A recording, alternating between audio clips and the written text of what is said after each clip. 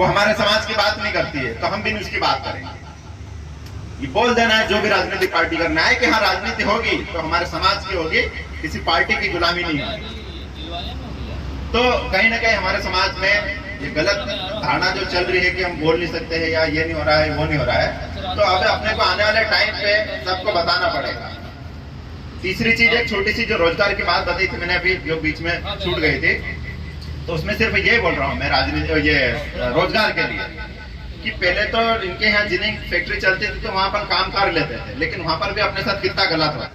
दूध की फैक्ट्री लगी थी, तुम्हारे गांव के नाम से जानी जाती है जामली, किसी को काम पे रखा, बाहर वाला के काम कर रहे हैं, लेकिन हमारे नेता कोई बोल नहीं रहा है। इतने साल से हमारे गांव में राजनीति चल रही है, हमारे क्षेत्र में राजनीति चल रहा है, एक कारखाना खोला है वो भी ये दूध का, जहां पर भी बाहर के लोग आके काम कर रहे हैं, तो तुम कहां जाओगे धंधा करने, कहां जाओगे? इस बारे में कोई बोलता नहीं है।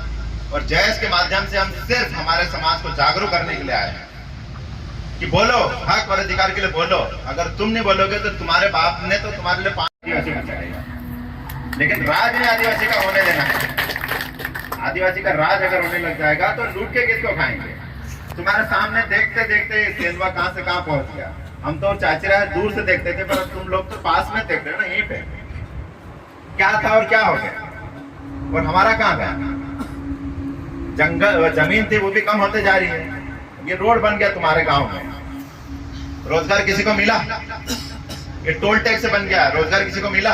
अगर किसी मुसीबत की बात है या तुम्हारे किसी झगड़े की बात है, मैं हर टाइम पे नहीं आ सकता हूँ, इसलिए मैं तुम्हारे को यहाँ इतना जागरूक करने के लिए आया हूँ कि तुम जागरूक हो जाओ, तुम्हारे हक और अधिकार की बात करो।